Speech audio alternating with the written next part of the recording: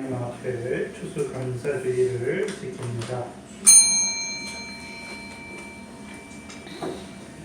너는 매년 3차 내게 절기를 지킬지니라.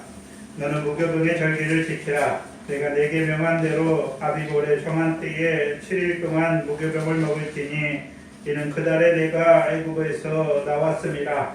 빈손으로 내게 보이지 말지니라. 맥추절을 지키라. 이는 내가 수고하여 밭에서 뿌린 것에 첫 열매를 거둠이니라. 수장절을 지키라. 이는 내가 수고하여 이룬 것을 연종의 밭에서부터 거두어 저장함이니라. 너의 모든 남자는 매년 3번씩 주 여호와께 보일지니라. 아멘. 하늘을 허락하신 하나님께서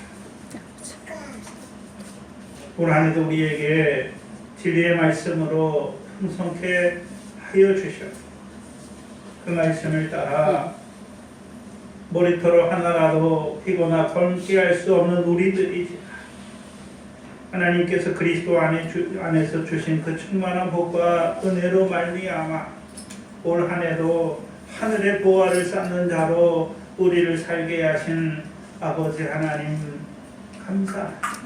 너희는 은혜입니다. 아버지 하나님, 우리의 행한 것을 돌아볼 때 너무나도 부족하고 미련하고 죄악이 많은 저희들이지만 올 한 해도 돌아보니 그 하나님의 은혜로 말미암아 오늘도 보화를 쌓는 자로 우리를 살게 하신 그 하나님의 은혜를 감사합니다. 이 시간 귀한 감사절로 지키게 하셨어요. 올 한 해도 우리 각자에게 주신 그 하나님의 은혜를 감사하는 찬송하는 귀한 시간 되게 하여 주시옵소서. 감사합니다. 예수님의 이름으로 기도하옵나이다. 아멘. 찬송가 33장입니다.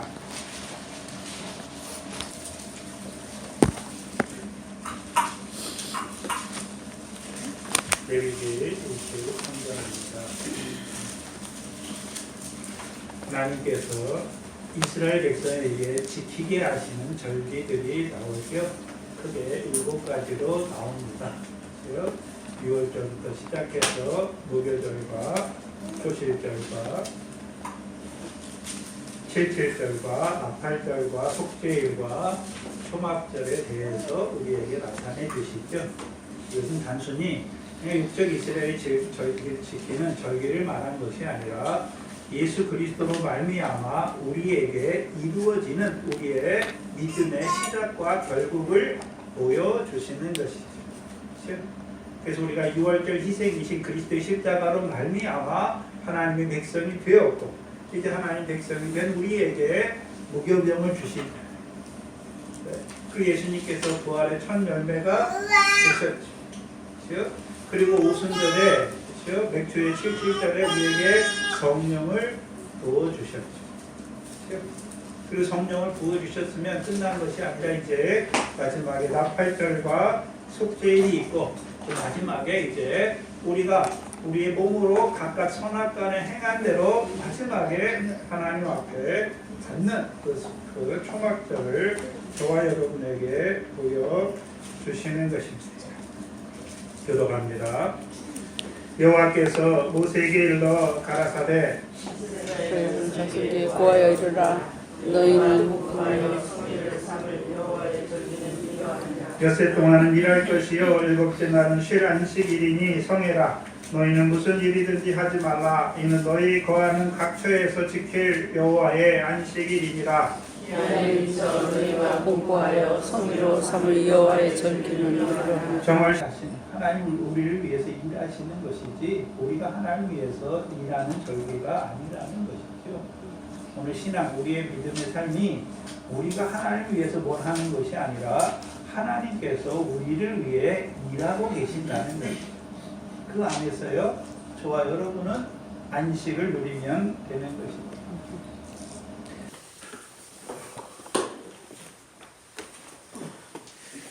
2019년 11월 17일 주일 오전입니다. 이 시간 우리에게 주시는 하나님의 말씀은 고린도전서 3장 5절로 9절 말씀입니다. 고린도전서 3장 5절로 9절 말씀입니다. 이 시간 우리 각자에게 하시는 하나님의 말씀으로 함께 받겠습니다. 그런즉 아볼로는 누구시며 바울은 누구시며 저희는 주께서 각각 주신 대로 너희로 하여금 믿게 한 사역자들이니라. 나는 심었고 아볼로는 물을 주었으되 오직 하나님은 자라나게 하셨나니 그런즉 심는 이나 물드는 이는 아무것도 아니로되 오직 자라나게 하시는 하나님 뿐이니라. 심는 이와 물드는 이가 일반이나 각각 자기의 일하는 대로 자기의 상을 받으리라. 우리는 하나님의 동역자들이요 너희는 하나님의 밭이요 하나님의 집이니라. 아멘.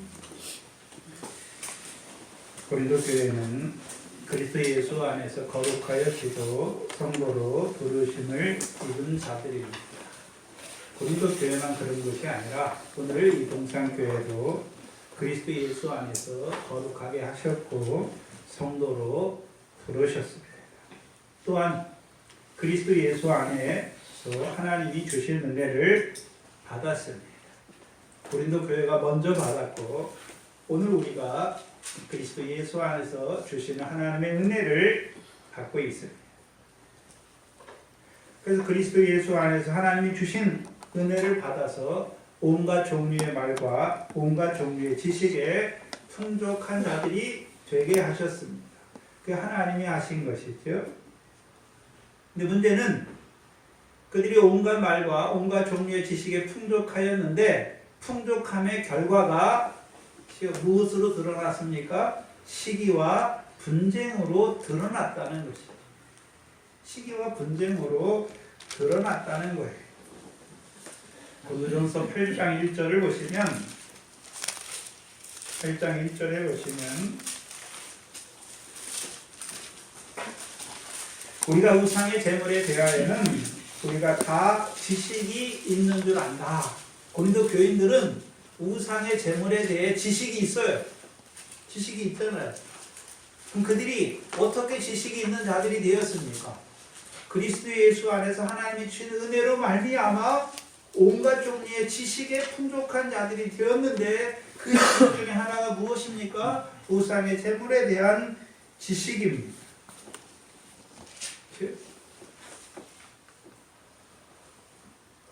또한 우리가 잘 아는 고린도전서 12장 4절 이하에는 이하에서는 고린도 교회가 여러 가지 성령의 은사를 받은 자들이었어요.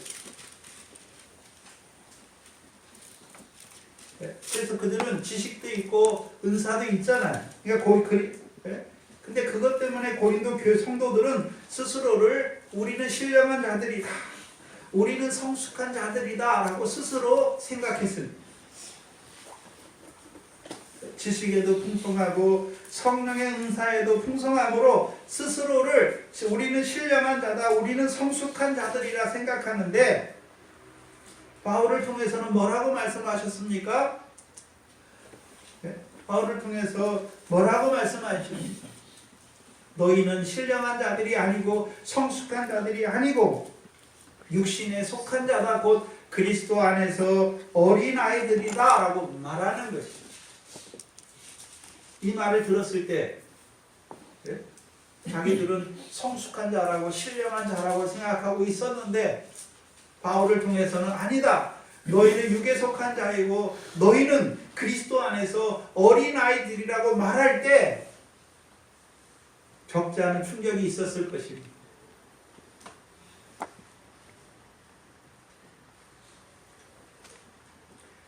오늘 동산교회 성도들을 향해서도 이 말씀을 주시는 것은 아마 우리 각자도 그래도 나는 믿음도 있고 깨달은 것도 많고 나는 그래도 자라난 자가 아닌가, 성숙한 자가 아닌가, 신령한 자가 아닌가 라고 생각하는데 하나님께서 뭐라고 말씀하십니까? 육신에 속한 자, 곧 그리스도 안에서 어린아이다 라고 말씀합니다. 은혜 받은 게 중요한 게 아니죠. 뭐가 중요한 것입니까? 은혜 받았다고 그게 중요한 것이 아니라 은혜에 합당한 성숙한 삶이 이루어져야 한다는 것이. 아멘. 근데 실제 고린도 교회만 그런 것이 아니라 많은 하나님의 백성들이 지식에도 풍성해요. 하나님이 주신 성령의 은사도 있어요. 근데 실제의 삶은 성숙한 자의 삶과는 거리가 너무나 멀다는 것이. 고린도전서 8장을 보시면 8장 9절로 12절입니다. 고린도 교회 성도들의 지식의 풍성함이 오히려 형제를 망하는 데 쓰이게 돼요. 고린도서 8장 9절 이하에 그런즉 너희의 자유함이, 뭐에 대해 자유합니까? 이들은 우상의 제물에 대한 지식이 있으니까 우상의 제물에 대하여 자유해요. 근데 문제는 자유함이 약한 자들에게 거치는 것이 되지 않도록 조심하라. 조심하라고 하는 이유가 무엇입니까? 바울이 그들이 우상에 대한 제물이 있어서 자유한데 문제는 조심하지 않았다는 것이죠. 그래서 약한 자들을 뭐하게 했습니까? 걸려 넘어지게 했다는 거예요. 그러면 생각해보세요. 저와 여러분이 자라난 자잖아요. 자라난 자라고 하잖아요. 특별히 우리 권사님들이 안수 일사님은 하나님이 세웠잖아요. 자라났다고 생각했기 때문에 세웠잖아요. 근데 문제는 그렇죠? 약한 자들을 넘어지게 하는, 거치는 자로 살아갈 때가 많다는 거예요. 저를 비롯해서. 왜 그렇습니까? 조심하지 않는다는 것이죠. 조심하지 않는다는 것. 10절에 보시면 지식 있는 내가 우상의 집에 앉아 먹는 것을 누구든지 보면, 이걸 바꿔 말해볼까요? 권사님이 저렇게 하는 걸 보면, 네? 집사님들은 어떻게 생각할까요? 권사님도 저렇게 하는데 네? 나도 그렇게 해도 되지.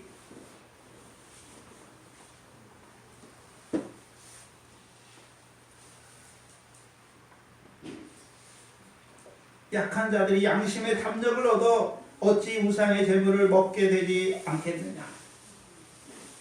그러면 내 지식으로 그 약한 자가 멸망하나니 그는 그리스도께서 위하여 죽으신 형제라. 이같이 너희가 형제에게 죄를 지어 그 약한 양심을 상하게 하는 것이 곧 그리스도께 죄를 짓는 것이다 라고 말씀하세요. 앞선 자들의 삶, 본이 되지 못하는 삶이 약한 자들의 양심을 상하게 하는 거예요. 그게 뭡니까? 그게 죄라는 거예요. 이건 어린아이들의 죄가 아니라 앞섰다고 생각하는 자들.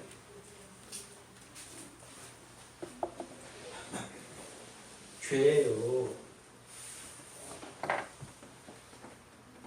약한 양심을 상하게 하는 거란 말이에요. 특히 직분자들로 세운 자들 있죠. 직분자들이 주의를 못 지켜요. 그러면 직분을 받지 못한 서리집사 같은 경우나 평신도들 같은 경우에 권사님, 집사님도 저렇게 못 지키는데 나도 빠져도 되지. 그 죄를 짓는 거예요. 날카롭게 말하지만 죄를 짓게 하는 거예요. 여러분, 목사님 제가 주일을 안 지키고 어디 놀러 가거나 나의 볼일을, 저의 볼일을 보러 갔다고 생각하면 여기 교인들이 모여가지고 마음이 얼마나 상하겠습니까? 죄를 짓게 하는 거예요. 양심을 상하게 하는 거예요. 그 죄를 짓게 하는 거예요.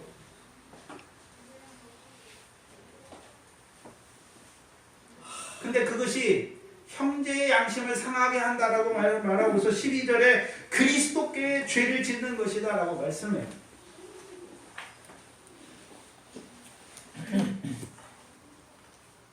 문제는 지식이 있어요. 직분도 받았어요. 문제는 뭡니까? 그리스도께 죄를 짓는 겁니다. 근데 그걸 알지 못해요.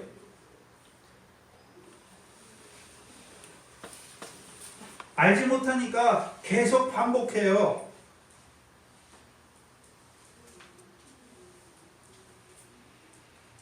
왜 이렇게 되었습니까? 8장 1절에 보시면 우상의 제물에 대하여는 우리가 다 지식이 있는 줄 안다. 그러나 지식은 교만하게 하며 사랑은 덕을 세운다. 한마디로 말하면 어떤 자가 되었습니까? 교만한 자가 되었어요. 교만한 자가 되었어요. 여기 교만한 자가 됐다는 것은 물론 그 연약한 형제들 앞에서도 교만한 자가 됐지만 그리스도 앞에서 하나님 앞에서도 교만한 자가 됐다는 거예요.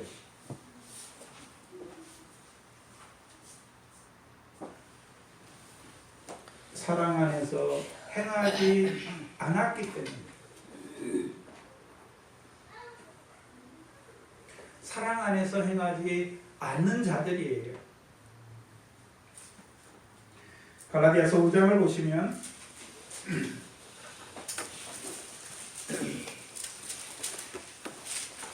갈라디아서 5장 13절로 15절입니다. 갈라디아서 5장 13절로 15절입니다. 형제들아, 너희가 자유를 위하여 부르심을 입었으나 그러나 그 자유로 육체의 기회를 삼지 말고 오직 사랑으로 서로 종노릇하라. 서로 섬기라는 것이죠. 근데 문제는 갈라디아 교회나 고린도 교회가 문제는 무엇입니까? 자유해요. 근데 그 자유를 가지고 육체의 기회를 삼는 자들이 되었단 말이에요. 그러니까 고린도 교회 성도들을 향해서 바울을 통해서 뭐라고 말합니까? 너희는 육체에 속한 자다. 왜요? 자기의 자유함으로 육체의 기회를 삼는 자들.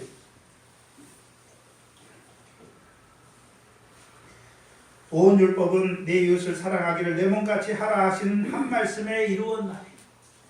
갈라디아 교회의 문제가 뭡니까? 율법의 행함으로 의롭다함을 얻으려는 육체가 됐지. 그러면 고린도 교회는 어떤 육체가 됐습니까? 어떤 육체에 속한 자들이 됐습니까? 시기와 분쟁을 하는 육체에 속한 자들이 되었다는 거예요. 지난 시간 갈라디아 5장 20절 이하에 어떤 의미였습니까? 육체의 일을 행하는 자들이 된 것을 보여주십니다.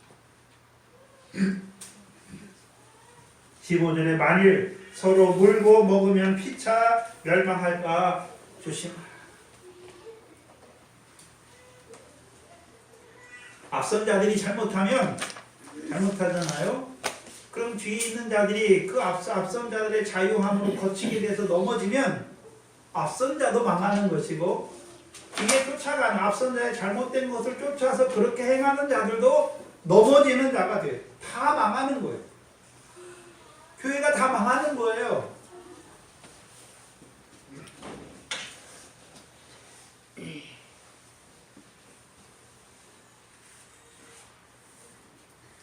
또한 두 번째 성령의 은사도 그들이 성령의 은사가 있어요.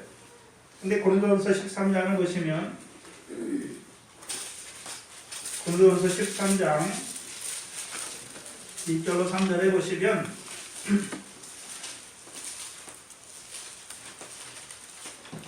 고린도 교회가 성도들이 사람의 방언과 천사의 말을 해요. 근데 사랑이 없어요. 사랑이 없으니까 소리 나는 구리와 깽가루처럼 소리만 요란해. 소리만 요란한 자들이 됐어요. 또 2절에 보시면 예언하는 능이 있고 모든 비밀과 모든 지식을 알고 또 산을 옮길 만한 모든 믿음이 있을지라도 사랑이 없으면 아무것도 아닌 자들이에요. 자, 우리가 성도인데 우리가 사랑이 없다는 거. 사랑이 없으면 아무것도 아니에요. 아무것도 아니에요. 다른 말로 하면 우리가 사랑 안에서 행하지 않으면 아무것도 아니에요.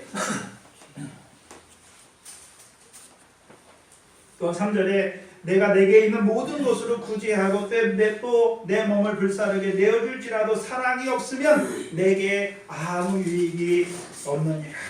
은사가 있는데 그 은사가 자기에게 아무 유익이 없다는 거예요.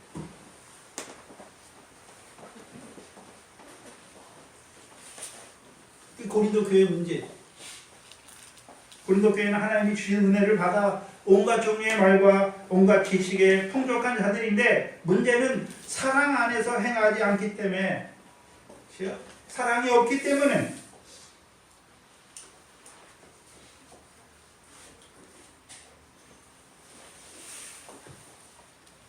그 지식이 오히려 약한 형제를 걸려 넘어지게 하고,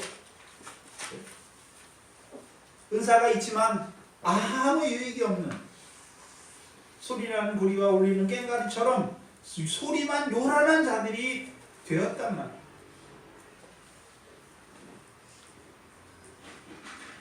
문제가 무엇입니까? 사랑 안에서 행하지 않았기 때문입니다. 그걸 다른 말로 2장의 결론이 뭡니까? 2장의 결론이 뭔가요? 1장 2장의 결론이 뭔가요?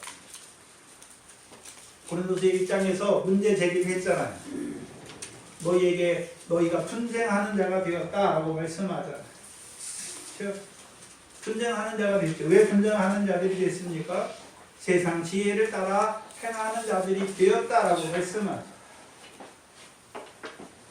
왜 그렇게 됐습니까? 결론이 2장 16절이에요. 그리스도의 마음이 없는 자들이, 그리스도의 마음을 가지지 못한 자들이, 사랑이 없다는 것을, 한마디로 사랑 안에서 행하지 못한다는 것을 바울을 통해서 뭐라고 말씀했습니까? 그리스도의 마음이 없다라고 말씀하는 거죠. 그리스도의 마음을 가지지 못한 자들이다 라고 말씀하는 것이. 그렇다면 고린도 성도들은 어떤 마음을 가졌을까요? 세상 사람들의 마음을 가졌습니다. 세상 사람들의 마음을 가졌습니다. 그럼 세상 사람들의 마음이 어떤 마음이었습니까? 그게 세상의 세속에 물들었잖아요. 고린도 교회. 그래서 세상 사람들의 마음, 어떤 마음입니까? 자기를 높이려 하고 자랑하려는 마음. 이생의 자랑에 떨어진 자들이 되었습니다. 그 마음이 시기와 분쟁으로 드러난 것입니다. 세상 사람들은 뭐나 있으면 자랑해요. 돈이 좀 있으면 자랑하고요. 좋은 차 샀으면 차를 자랑하고요. 그렇죠? 좋은 집이 있으면 집을 자랑하고, 자식이 잘 나가면 자식을 자랑하고, 그 세상 사람들의 마음이에요. 근데 우리 하나님의 백성이잖아요. 우리는 뭘 자랑해야 됩니까?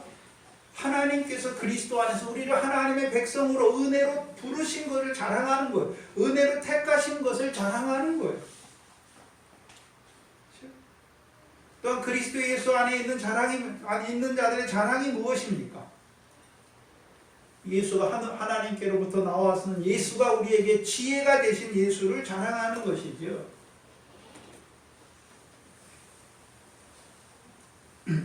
하나님이 우리에게 은혜로 이루어 주신 것들을 자랑하는 거예요.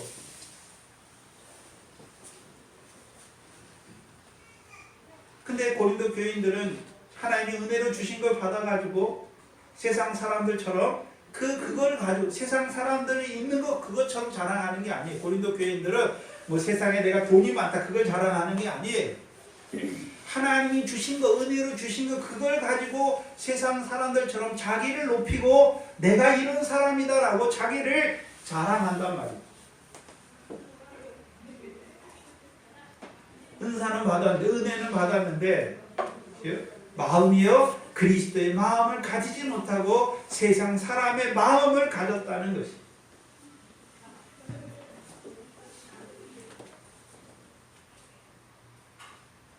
그래서 바울은 스스로 신령하다 성숙하다 생각하는 그들에게 하나님의 지혜에 대해서 말합니다.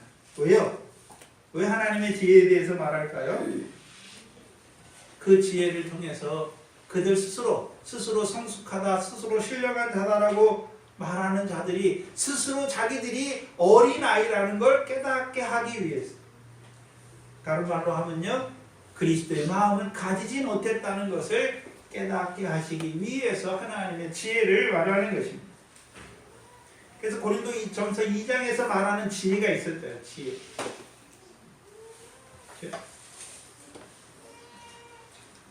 고린도전서 2장에서 말한 지혜가 무엇이었습니까? 이게 2장 7절이었죠. 2장 7절에 오직 비밀한 가운데 있는 하나님의 지혜를 말하는 것이니 곧 감추었던 것인데 하나님이 우리의 영광을 위하여 만세 전에 미리 정하신 것. 고린도전서 1장부터 크게 하나님의 지혜 세 가지를 말했잖아요. 그리스도가 하나님의 지혜고 하나님의 능력이다라고 말했고, 그 하나님의 능력이 하나님의 지혜로 말미암아 하나님의 백성이 된 자들에게, 그렇죠? 그 그리스도 예수 안에 있는 자들에게 하나님께로부터 나오신 예수가 또 우리에게 지혜가 되셨다라고 말씀했죠. 그리고 이제 고린도전서 1장의 세 번째 지혜는 무엇입니까? 하나님이 우리의 영광을 위하여 만세전부터 미리 정하신 것, 그게 지혜예요.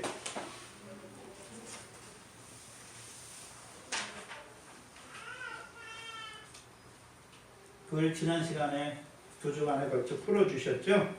그 창세전에 하나님의 사랑하심으로 하나님께 영광을 받으신 아들, 그 아들이, 그 영광의 주가 우리를 위하여 십자가에 죽으셨다는 것입니다.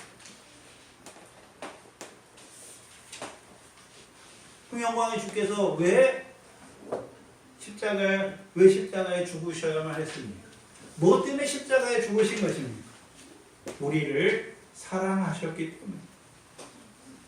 우리를 사랑하셨기 때문에 그 영광의 주께서 자기를 비워 종의 형체를 가져 사람들과 같이 되셨고, 우리의 죄를 친히 지시고 죄인의 자리까지 낮아지셔서 십자가에 죽으신 것입니다.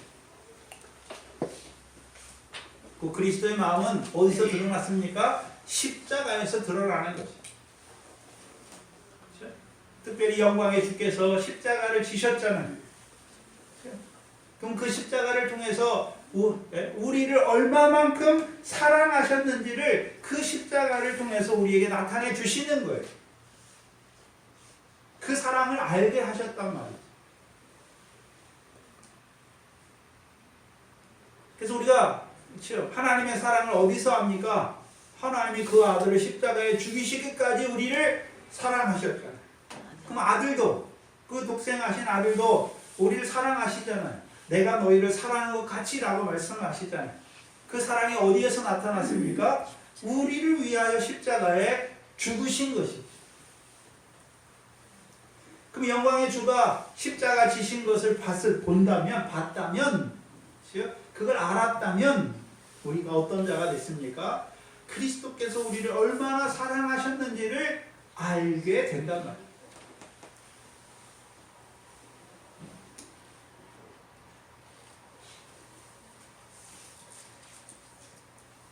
그럼 그 사랑을 입은 자들이, 그 사랑을 입었으니까 사랑 안에서 행하는 자들이 되는 거예요. 그렇다면 그들은, 고린도 형제, 고린도 교회 성도들은 은사는 많아요. 하나님 주신 건 많아요. 근데 뭐가 없습니까? 사랑 안에서 행하지 못하고 있지요. 곧 주의 멍에를 메고 주께 배우지 않는 자들이 되었어요. 그러니까 마음이 쉼을 얻지 못해요. 마음이 늘 자랑하고 시기하고 분쟁하는 자들이 되잖아요. 근데 자기 마음이 쉼을 얻지 못하면서도 그게 잘못된 걸 알지 못하는 거예요. 악을 행하면서도 그게 악인 줄 알지 못해요. 하나님의 백성이 하나님의 목전에서 악을 행하면서도 그게 악인 줄 알지 못한단 말이에요. 그것 때문에 망하는 거예요.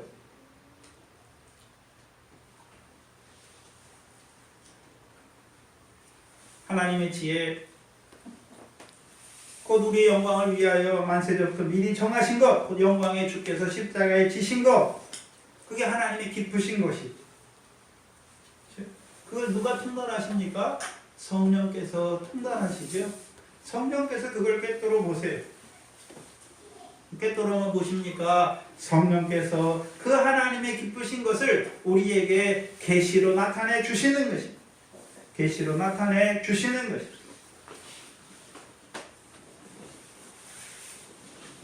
하나님의 기쁘신 것을 통달하시고 계시하는 성령 안에서 우리가 하나님께서 우리에게 은혜로 주신 것, 은혜로 이루어 주신 것을 알게 되는 것입니다.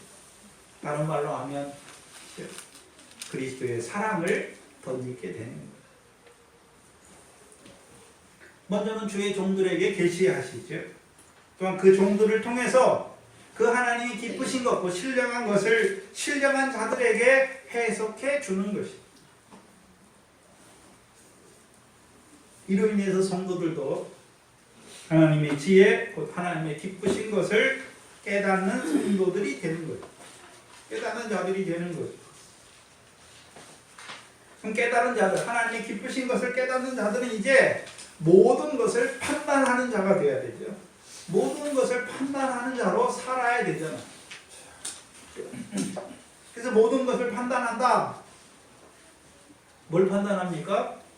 하나님이 우리에게 은혜로 주신 것들을 판단하는 거예요. 아, 이게 하나님이 우리에게 은혜로 주신 것이고.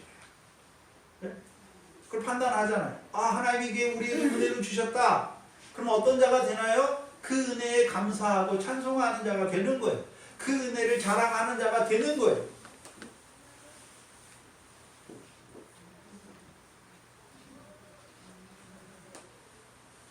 특별히 그 영광의 주의 십자가를 통해 우리를 얼마나 사랑하셨는지를 판단하게 되는 거잖아요.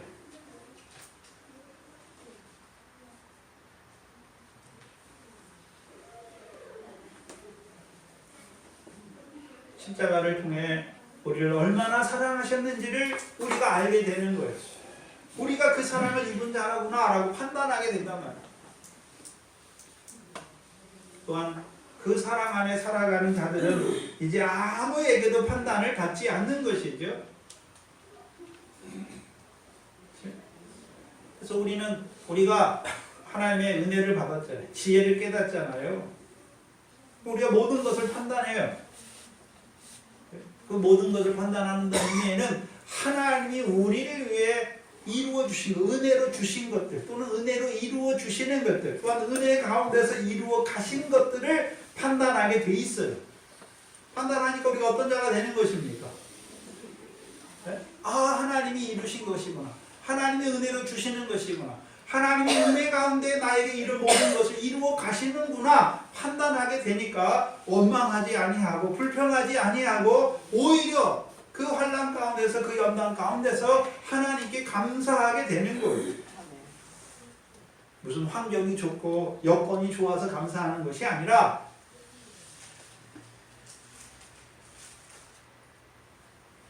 하나님께서 은혜 가운데, 나를 위해 하시는 하나님께서 은혜 가운데 내게 이루어 가시는 것을 보게 되니까 감사하는 자가 되는 거예요. 오늘 우리가 감사절로 지키죠. 뭘 감사하십니까? 육신에 속한 자들은 육신의 거 많아진 거 감사할 거예요.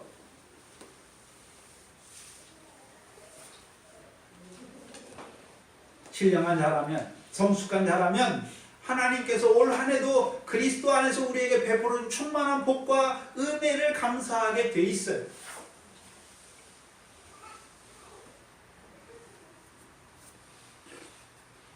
또한 올 한 해도 하나님께서 은혜 가운데 우리에게 이루어 주신 것들을 감사하게 돼 있단 말이에요.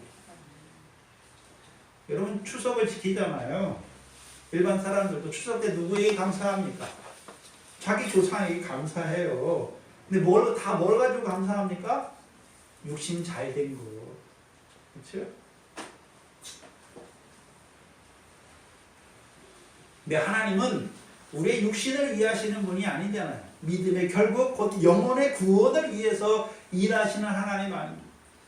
그렇다면 이제 우리 믿음이 좀 자라가서 광야에 있는 그 육체 가운데 있는 하나님의 백성들처럼 그런 것 때문에 육신에게 많아지면 감사했다가 육신에게 좀 없어지고 어렵고 힘들면 원망하고 불평하는 그 자리에서 이제 좀 자라가서 오늘도 우리로 하여금 하늘의 상을 쌓게 하시는 하늘의 보화를 쌓게 하시는 올 한 해 동안도 우리에게 하늘의 보화를 쌓게 하시는 하나님 나라 유업으로 얻게 하시는 결실과 열매를 이루신 그 하나님의 은혜를 감사하는 것이죠. 찬양하는 거예요.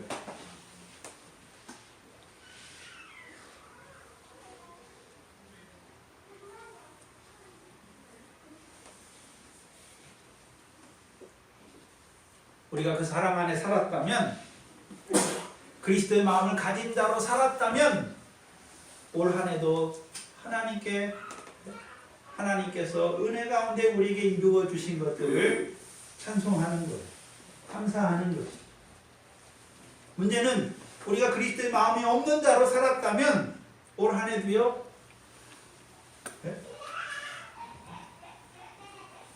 하늘에 쌓기보다 땅에 쌓는 자들이 된 거예요.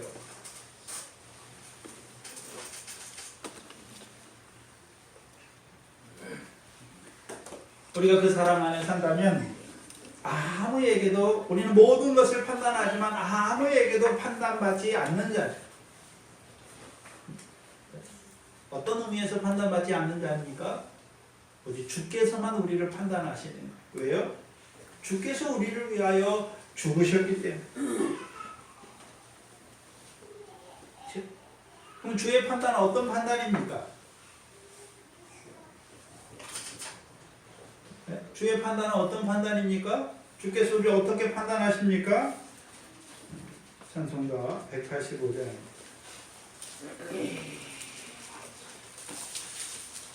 1절 2절만 드리죠.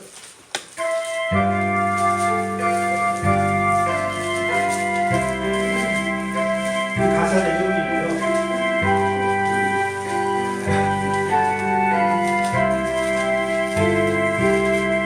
내 너를 위하여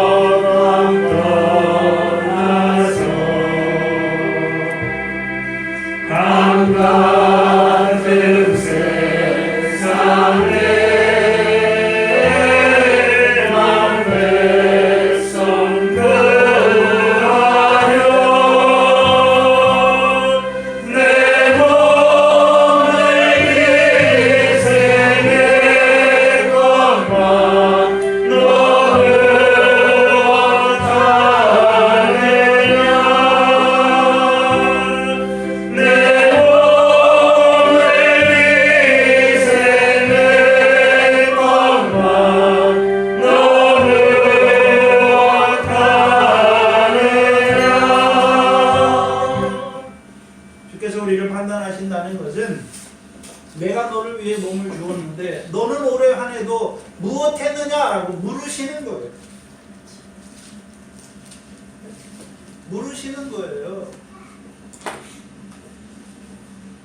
부끄러울 따름 있죠.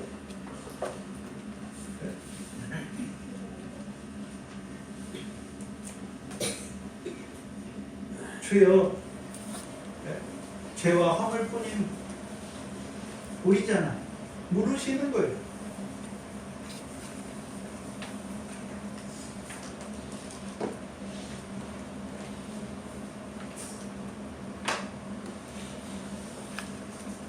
바울은 우리는 그리스도의 마음을 가졌다라고 말하죠. 사역자들은 그리스도의 마음을 가졌어요. 그래서 사랑 안에서 행했잖아요. 근데 문제는 고린도 성도들은 그리스도의 마음이 없다는 것이죠.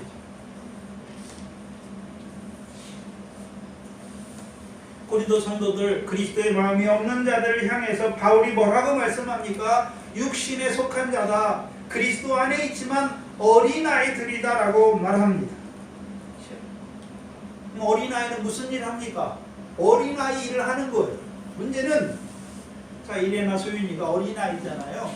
어린아이가 어린아이 일을 하는 건 당연한 거잖아요. 당연한 거예요. 문제는 다 컸는데 우리 예은이나 예찬이가 이레나 소윤이처럼 그렇게 행동하면 됩니까? 안 됩니까? 고린도 교회는 어린아이 교회가 아니에요. 그리스도 예수 안에 하나님이 주신 은혜가 있어요. 그래서 온갖 종류의 말과 온갖 종류의 지식에 풍성한 자들임에도 불구하고 어린아이의 일을 하는 자란 말이죠.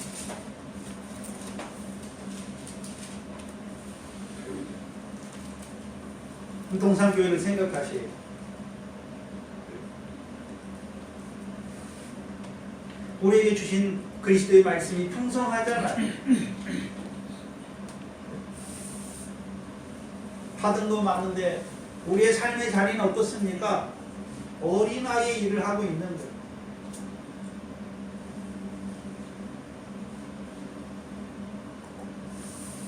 그 고린도 교회에서는 자라난 자들의 자유가 형제를 실족히 형제의 양심을 상하게 하는 거죠. 은사가 있지만 사랑 안에서 행하지 못하니까 소리나는 꿀이나 꽹과리처럼 요란만 하는 거지. 요란만 해, 요란만. 시기와 분쟁으로 드러나는 거지.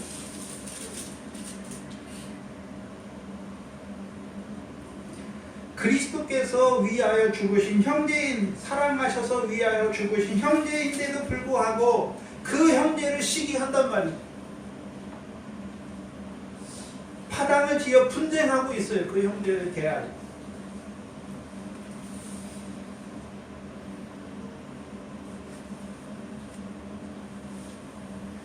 여러분 옆에 주위에 앉으신 분들 다 돌아보세요.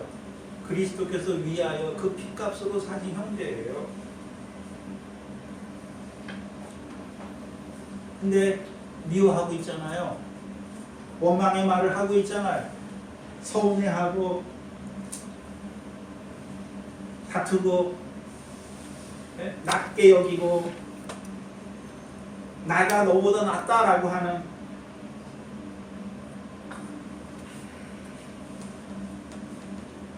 죄를 짓는 거예요.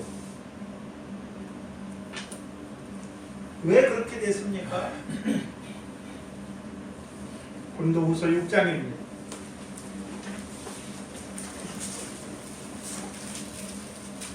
육 장 11절로 13절이에요.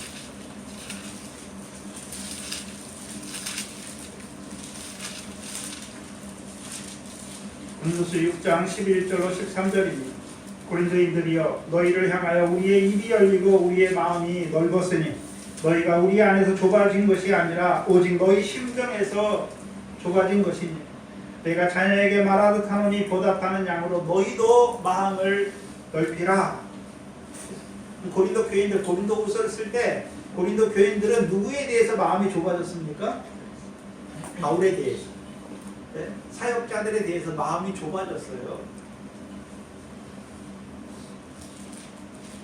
그렇다면 고린도전서에서 이거를 고린도전서로 바꿔 말하면 어린아이들이라고 말할 때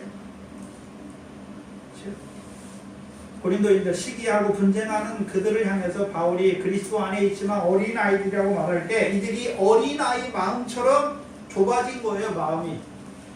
어린아이들은 다 어떻습니까? 나만 위해야 됩니다. 다 내 위주로 해야 됩니다. 어떤 의미냐면 저희 집에 하나님 주신 자녀들이 셋이 있는데 어렸을 때 성근이, 예찬이, 예은이가 있는데 예은이가 막내잖아요. 예은이를 좀 예은이한테 모든 게 많이 가잖아요. 예찬이가 어떻게 예찬이가 예은이만 사랑한다고 해요. 네? 엄마 아빠는 예은이만 사랑한다. 그럼 제가 손가락 3개를 펴라고 했어요. 3개를 꽉 같이 물어요. 우리 어렸을 때 어떻습니까? 네? 부모가 자식 사랑하지 않는 자식이 어디 있겠어요? 근데 나만 사랑해 주길 원하잖아요. 자기만 부모의 사랑을 독차지하기를 원하는 거잖아요. 고린도 교인들이 어린아이의 마음을 가졌어요. 마음이 좁아졌어요. 십자가를 어떻게 생각합니까? 나만 위해 죽으신 줄 알아요. 나만 사랑하시는 줄 알아요. 또는 다른 형제보다 나를 더 사랑하시는 줄 알아요.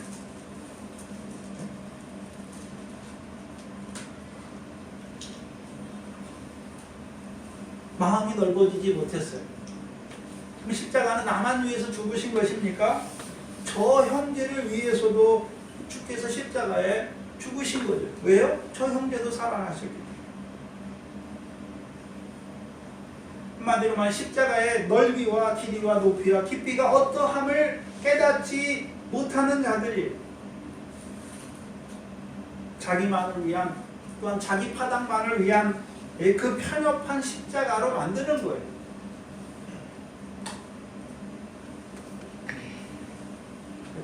우리도 그리스도의 십자가를 편협하게 만들 때가 많아요. 네, 여러분이 뭐 할 때요? 여러분이 형제를 헤아리고 비판하고 판단할 때가 그리스도의 십자가를 편협하게 만드는 거예요.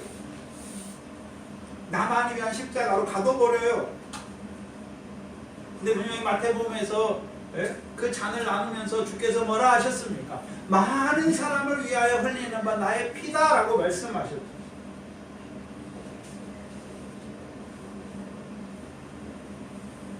그러면 우리가 잔과 떡과 잔에 참여하는데 떡과 잔에 참여하면 그리스도 우리의 마음이 넓어진다는 것은 이제 주의 죽으심을 오실 때까지 전하는 거예요. 전하지 않잖아요. 그러니까 누가복음에서는 우리를 위하여 붙는 십자가, 새 언약의 피잖아요.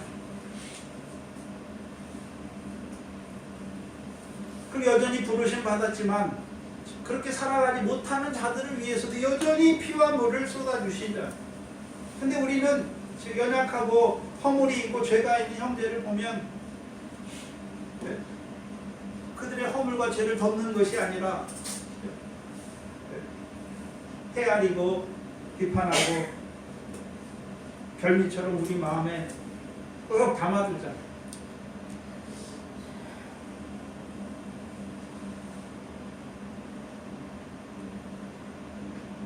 마음이 넓어져야죠. 십자가에 대해서 우리의 십자가의 그 사랑의 넓이와 길이와 높이와 깊이가 어떠함을 알아야 되죠. 깨달아야 되죠. 날이 갈수록 그 사랑에서 자라가야 하는 거예요. 자라가지 못해요. 시기하잖아요. 왜 시기할까요? 그리스도께서 그 형제, 시기하는 그 형제를 사랑하셔서 그를 위해 십자가를 지신 것을 밝히 본다면 시기할 수가 없죠. 파당을 지어서 그 형제에 대항해서 분쟁을 일으킬 수 없단 말이죠. 한마디로 그리스도의 마음이 없어요. 사랑이 없다는 거죠. 아까 고린도서 13장처럼 사랑이 없으면 뭐를 하든지 아무것도 아니에요. 그저 소리나는 구리와 깽가리처럼 요란만 해요. 요란만. 그게 고린도 교회 특징이에요. 그러니까 우리 삶이 그렇지 않습니까?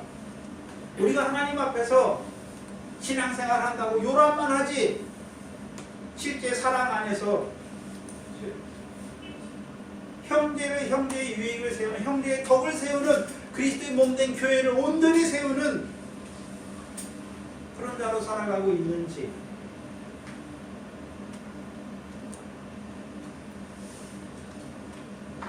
우리 우리의 마음을 넓히시기를 주의 이름으로 축원합니다. 아멘. 기도하겠습니다.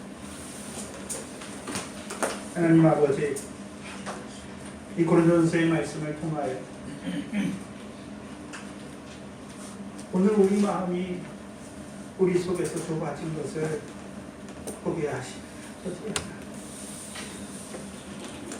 우리가 고린도의 그 성도들처럼 그리스도께서 위하여 죽이신 형제를 미워할 때가 많고 헤아릴 때가 있었고 비판할 때가 있고 비위가 상할 때가 많았던 저희들, 다시금 돌이켜주시고 일깨워 세워주시니 감사합니다.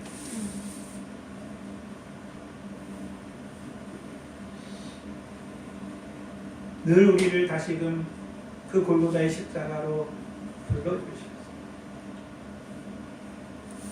우리를 어떻게 사랑하셨는지 그 사랑의 넓이와 깊이와 높이와 깊이가 날마다 깊어지게 하시고 넓어지게 하시고 높아지게 하셨습니다. 이제는 그리스도의 마음을 가진 자, 그리스도를 본받아 형제를 섬기며 이제 자라가 형제를 위하여 죽는 것까지 마땅한 자로 여기는 우리 한날 한날의 삶이 되게 하여 주시옵소서. 감사합니다. 예수님의 이름으로 기도하옵나이다. 아멘. 이 시간 그들에게 가나안 땅을 영원한 기업의 소유로 주실 걸 약속하셨어요. 그럼 할례는 무엇입니까? 그 언약의 표지로 주시는 거예요. 그 언약이 그들의 살에 있게 하시기 위해서 주시는 거예요. 신약에 이미 성찬에 참여하는 자는 제자들이잖아요. 우리가 이미 언약의 백성이 됐잖아요. 하나님의 백성이에요. 우리에게 이 성찬을 통해서 그 언약의 표지로 새 언약의 백성이 되는 표지로 주시는 것이 성찬이라는 그래서 이 성찬을 통해서 우리가 뭘 알게 되는 것입니까? 우리가 그리스도의 몸에 참여하는 자로 살아간다는 걸 알게 하시고 또한 우리가 그리스도의 피에 참여하는 자로 살아간다는 것을 알게 하시는 거죠. 그래서 그리스도의 몸에 참여한다, 그리스도의 피에 참여한다라는 개념을 쓰는 거예요. 그러면 참여한다는 것은 우리가 그 몸에 참여함으로 그리스도의 몸이 우리 안에서 몸이 되는 거죠. 그리스도의 피가 우리 안에서 피가 되는 거죠. 실제적인 육신적인 의미가 아니라 오늘도 그리스도의 말씀이 우리에게 생명이 되는 것이고 그리스도의 피가 나 같은 죄인을 사랑하는 사랑 안에서 자라게 하는 그 역사를 우리 몸에 이루어 간다는 것입니다. 그래서 이 성찬은 이미 언약 안에 있는 자들에게 그 언약의 표지로 그리스도의 살과 피에 우리가 참여하는 자임을 확실히 보여주는 표지입니다.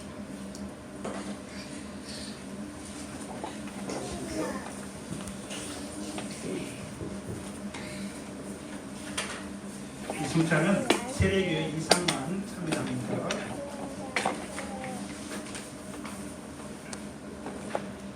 참여하는 자들마다 나 같은 죄인을 사랑하시는 그 사랑 안에서 자라게 하시고 이제 참으로 1만 달란트 탕감 받은 자로 살아 저희들 되게 하시고 이제 그리스도께서 우리를 위하여 죽으셨듯이 우리도 형제를 위하여 죽는 것이 마땅하다 여기는 자로 살아가는 자들 되게 하여